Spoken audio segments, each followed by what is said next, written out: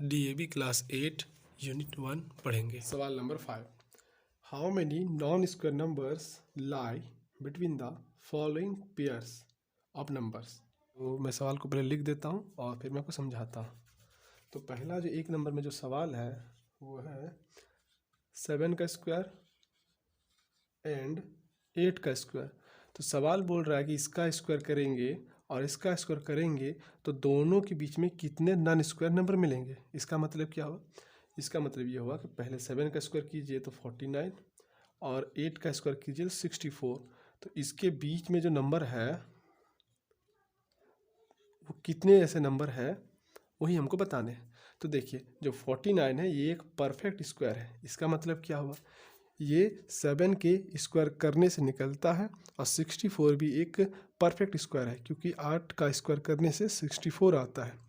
ये जो बीच में जो बच गए हैं ये नॉन परफेक्ट स्क्वायर है। ये कैसे पता चला, क्योंकि 7 और 8 दोनों कॉन्जिक्यूटिव नंबर है और इसके बीच में कोई भी नंबर नहीं है।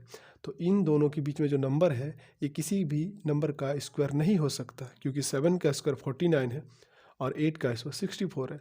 तो इन दोनों के बीच में अगर कोई नंबर नहीं है तो किसी का भी स्क्वायर ये कैसे हो सकता है। यानी इस बीच में जो नंबर है वो परफेक्ट स्क्वायर नंबर नहीं है। तो मुझे इनकी बीच की नंबर ही बताने कि कितने टोटल नंबर है। ऐसे तो गिन के बताने।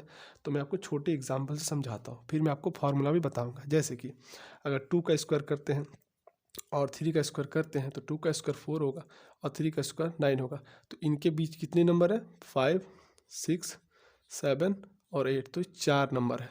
तो इसको कैसे निकाला जाता है, ऐसे निकाला जाता है। जो लास्ट नंबर का स्क्वायर है उसमें से फर्स्ट नंबर का स्क्वायर और एक माइनस कर देने से ये निकल जाता है। जैसे कि लास्ट का स्क्वायर 9 है और फर्स्ट का स्क्वायर 4 है और उसमें से एक घटा देने से क्या निकलेगा, 4 और 5 तो 4। ये हर नंबर पे लागू होता है। समझ गए बात। अब मैं आपको इसका शॉर्टकट फार्मूला बताता हूँ। वो फार्मूला उसी पे लागू होता है जो नंबर कॉन्जिक्यूटिव होता है। समझ गए। जैसे कि कॉन्जिक्यूटिव का मतलब होता है पहला नंबर n होगा और अगला नंबर n+1 होगा और इसका ऐसे स्क्वायर होगा और इसका स्क्वायर होगा। तो इन दोनों का स्क्वायर जो है ना, इसके बीच में जो नॉन परफेक्ट है उसका डायरेक्ट फार्मूला 2n होता है। तो मैं आपको समझाता हूँ इसको मिटाने के बाद।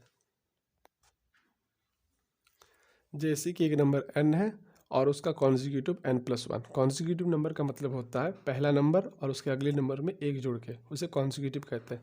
उदाहरण के लिए जैसे कि 2 और उसका कॉन्जिक्यूटिव 3 होगा, जैसे कि 4 उसका कॉन्जिक्यूटिव 5 होगा। यानी जो भी नंबर होता है उसमें एक जोड़ के जो नंबर निकाला जाता है वही उसका कॉन्जिक्यूटिव होता है। जैसे कि 5 को आप ऐसे लिख सकते हैं ना, 4+1। तो मिला ना फॉर्मूले में, ये n है तो इसको n मान लीजिए, तो ये भी n है तो ये भी n है। अब +1 तो +1, तो 4 में एक जोड़ेंगे तो 5 ही तो होगा ना, तो ये 5 हो गया। ठीक है। तो इसको जो डायरेक्ट फार्मूला है वो ऐसे निकाला जाता है। जैसे कि यहाँ पर 7 का स्क्वायर है और इसका अगला नंबर 8 का स्क्वायर है, तो इस फार्मूले में सेट हो गया। समझ गए। ये 7 है, ये n है और ये n+1 का स्क्वायर है। जैसे कि इसको हम ऐसा भी तो लिख सकते हैं ना, इस तरह से। अगर आप 7 को n मान लें तो ये n है, ये n है, ये +1 है, तो फार्मूला सेट हो गया। तो 7, तो इसके बीच में जो नंबर होगा वो 2n होगा। तो 2n का मतलब हो गया 7 2 14। तो जो नॉन परफेक्ट स्क्वायर है वो 14 होगा। समझ गए बात। चलिए आगे बढ़ते हैं। इस सवाल को हम दो फार्मूले से बना सकते हैं। पहला फार्मूला जो किताब में दिया गया है इस फार्मूले से, दूसरा फार्मूला जो मैंने यहाँ पे लिखा है। इस फार्मूले में बनाने में थोड़ा सा लेंदी पड़ता है, लेकिन ये फार्मूला हर नंबर पे लागू होता है। और ये जो फार्मूला है ये सिर्फ कॉन्जिक्यूटिव नंबर पे लागू होता है। जैसे कि 10 और 11 दोनों कॉन्जिक्यूटिव नंबर है, तो सिर्फ ऐसे ही नंबर पे ये लागू होता है। लेकिन ये आंसर बड़ी जल्दी देता है और ये आंसर थोड़ा सा लेट देता है, लेकिन सभी नंबर पे ये लागू होता है। कोई भी नंबर हो, कॉन्जिक्यूटिव रहे या ना रहे, उसको कोई फ़र्क नहीं पड़ता। तो इस सवाल को हम लोग कॉन्जिक्यूटिव तरीके से बनाएंगे। तो ये जो मेरा नंबर है ये n² है, ये n² का वैल्यू है, और ये जो मेरा नंबर है ये n+1 का वैल्यू है। 11 n+1 का वैल्यू है, क्योंकि आप जानते हैं कि हम n बराबर अगर 10 मान लें तो ये n का स्क्वायर है और ये n+1 का स्क्वायर है। तो डायरेक्ट फार्मूला क्या, डायरेक्ट फार्मूला 2n। तो 2n यानी कि n तो मेरा 10 है, तो फार्मूला क्या होगा 2 × 10 = 20। यानी कि 10 का स्क्वायर करेंगे और 11 का स्क्वायर करेंगे तो दोनों के बीच में जो नॉन परफेक्ट स्क्वायर नंबर है वो 20 है, केवल 20 है। अगर आप चाहें तो इसको ऐसे वेरीफाई कर सकते हैं, पहले 10 का स्क्वायर करके 100 कर लेंगे, फिर 11 का स्क्वायर करके 1 to 1 कर लेंगे, फिर यहाँ से गिनेंगे तो आपको 20 नंबर मिलेंगे। समझ गए? चलिए आगे बढ़ते हैं।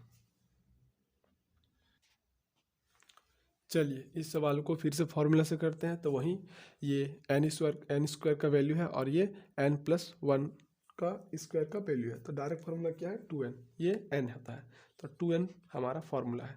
तो क्या होंगे? 2 × n, n पहला वाला छोटा वाला नंबर होता है, तो आपका आंसर होगा 80। यानी 40 का स्क्वायर करेंगे और 41 का स्क्वायर करेंगे तो उन दोनों के बीच में जो नॉन परफेक्ट स्क्वायर नंबर है उसकी संख्या 80 होगा। चलिए आगे बढ़ते हैं। चलिए 4 नंबर सवाल को भी हम लोग फॉर्मूले से करते हैं डायरेक्ट। तो ये n का वैल्यू है और ये n+1 का स्क्वायर है। तो फार्मूला क्या है? 2n, 2 × n मेरा 80 है तो आपका निकलेगा 160। ये क्या निकला? वो ये निकला कि 80 का स्क्वायर करेंगे तो जो नंबर आएगा और 81 का जो स्क्वायर करेंगे उसमें जो नंबर आएगा, दोनों के बीच में जो नॉन परफेक्ट स्क्वायर नंबर है उसकी संख्या 160 है। चलिए आगे बढ़ते हैं। चलिए सवाल नंबर 5 को भी फार्मूला से करते हैं। ये n का वैल्यू है और ये n+1 का वैल्यू है। यहाँ पर n का स्क्वायर है, यहाँ पर n+1 का स्क्वायर है। तो फार्मूला क्या बोलता है? 2n। तो पहला वाला नंबर को n मानते हैं तो क्या होगा? 2 × n 100 है, सॉरी ये 100 नहीं है, 101 है, तो इसका वैल्यू होगा 202।